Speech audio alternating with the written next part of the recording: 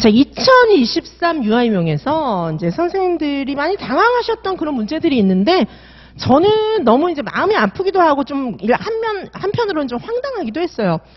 뭐 여러 문제들이 있지만 오늘은 그 중에 일부만 말씀드리겠습니다. 보충유목. 그죠? 보충유목 문제. 또 뭐가 있죠? 그림자 문제 있죠. 그림자.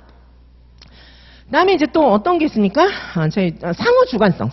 진짜 중요한 거 상호주관성 있죠. 자, 어떻게 이걸 공부 안 하고 시험장에 들어가셨는지 저는 납득이 되지 않습니다. 혹시 선생님들 이렇게 생각하는 거 아니에요?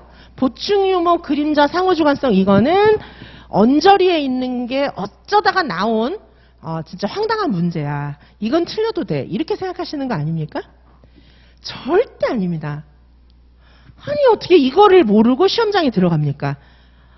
이지선 유아임용에서는 납득할 수 없는 그런 생각입니다. 상호주관성 누가 얘기했습니까? 상호주관성 누가 얘기했죠? 누가 얘기했습니까? 비고츠키. 그리고 이 상호주관성 하면은 뭐하고 연결이 됩니까? 구성주의. 또 뭐하고 연결되죠? 협동학습. 구성주의적 학습 방법이면서 요거는 지속가능한 발전 사회에 굉장히 필요한 학습 방법이에요. 비고츠키 핵심 인물 아닙니까? 구성주의 핵심 아닙니까? 협동학습 기출도 몇 번 됐어요.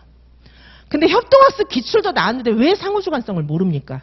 인터서브젝티비티라고 하는 상호주관성 이거 왜 모릅니까? 비계만 공부하셨습니까? 비고츠키의 상호주관성은요. 비고츠키는 혼자 공부하는 것보다도 협동학습으로 같이 공부하는 것을 권장했어요. 그것까지는 이해 가시죠?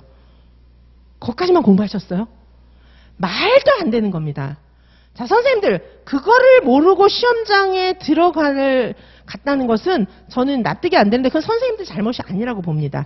가르쳐줘야 되는데 안 가르쳐준 게 문제인 거죠. 자, 상호주관성 공부 안 하셨으면 비고츠키 공부 안 하신 겁니다. 자, 상호주관성이란 어떤 거냐 하면은 우리가 사실 협동학습을 굉장히 강조하잖아요. 협동학습은 어떤 거죠? 협동학습은 혼자 공부하는 게 아니고 비고츠키하고 피아제는 조금 관점이 다릅니다. 피아제는 혼자 공부하면서 자기 혼자 보통 그래서 이제 피아제적인 그런 구성주의 학습을 시킬 때는 단독놀이를 많이 해요. 얘가 이제 교구나 이런 거랑 상호작용하는 거죠. 교구랑 상호작용하면서 자기 혼자 동화와 조절을 거쳐서 인지적 갈등을 거치면서 얘가 이제 인지적 발달이 일어나는 거예요. 그죠?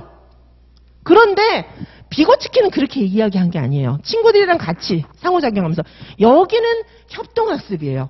피아제는 처음에 단독놀이 합니다. 그러다가 혼자 놀이 하다가 나중에 이제 의견 교환하고 이럴 때 이제 토론도 하고 뭐 이렇게 하는 거지만은 이 비고츠키는 협동학습을 통해서 같이 상호작용하면서 상호주관성을 통해서 얘가 이제 상호주관성을 터득하면서 얘가 비계에 이르면서 막 자기의 어떤 그 근접발달 영역이 막 확장되어 나가는 거예요. 상호주관성은 어떤 거죠?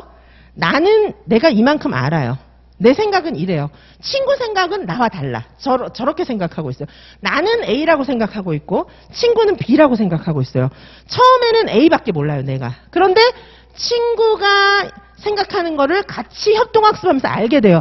아, 나는 A라고 생각하는데 친구는 B라고 생각하는구나. 내 생각은 A야. 제 생각은 B야. 그러면서 얘가 A도 알고 B도 알게 돼요. 자, 이러면서 서로 뭐 의견도 조율하고 민주적인 상호작용도 할 수 있고 그 다음에 지적인 인지적인 세계에서 발달도 일어나는 겁니다. 그것이 인터서브젝티비티라고 하는 상호주관성이에요.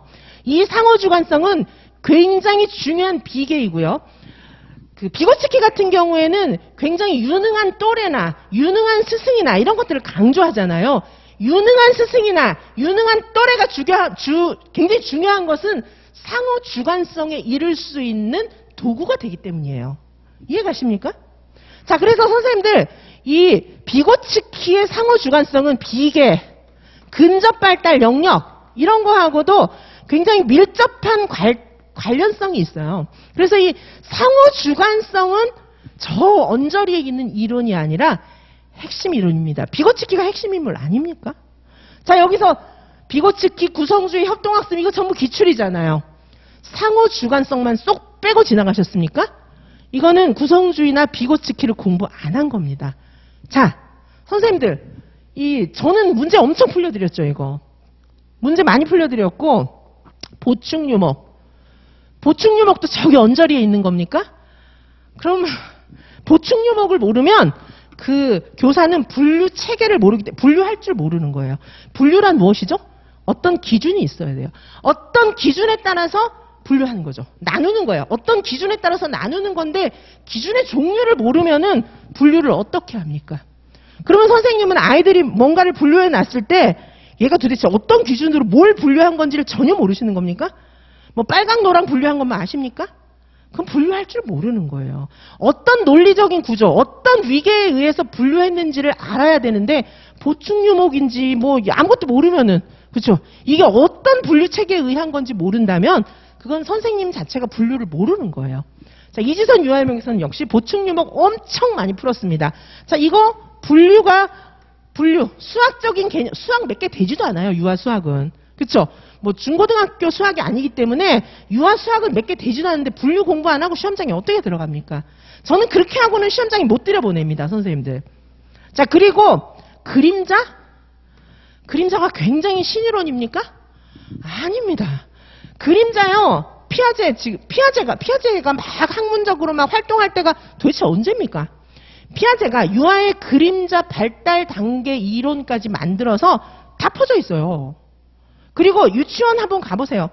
그림자 놀이 엄청 많이 하고 애기들 보십시오. 그림자 다 좋아하고 그림자 갖고 하는 놀이가 얼마나 많은지 그림자 관련 그림책도 너무 많습니다. 자, 제가 뭐 예를 들 거 진짜 많아요. 공부 안 하고 들어가서는 안 되는 것들을 하나도 안 배웠다는 거죠. 아니 그래가지고 시험 치러 가는 게 참 저는 너무 용감하신 것 같아요. 자, 선생님들은 뭐 어쩔 수 없죠. 왜냐하면 선생님들은 잘 모르시니까 그걸 가르쳐주는 사람들의 문제라고 생각합니다.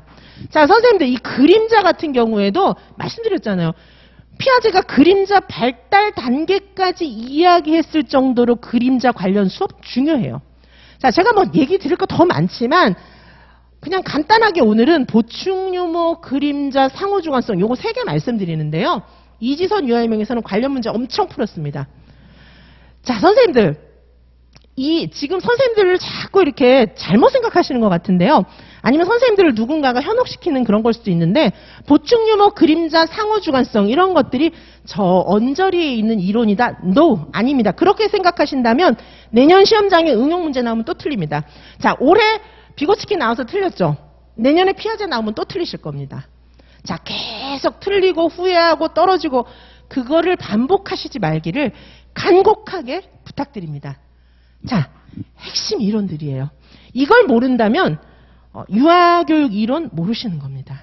자, 유아교육 이론 제대로 공부하시는 길을 지선생님과 상의하시면 좋겠고요. 저는 정말 모든 선생님들이 반드시 합격할 수 있도록 정말 최선을 다하겠습니다. 선생님들을 진심으로 사랑하기 때문에 제가 이렇게 선생님들께 자세히 말씀드립니다. 자, 오늘은 크리스마스 이브예요. 선생님들 메리 크리스마스 되시고요. 저는 날마다 선생님들과 함께하면서 반드시 선생님들께서 합격하실 수 있도록 쉬지 않고 달리겠습니다. 선생님들도 지선생님이 끄는 만큼 달려와 주시기를 바라겠습니다. 그래서 빨리 수험생활 끝내시고 어서 국립유치원 현장에 가서 유아들을 위해서 그리고 우리나라의 교육 발전을 위해서 최선을 다하시는 그런 모습으로 살아가시기 바라겠습니다. 자, 선생님들 화이팅입니다. 감사합니다.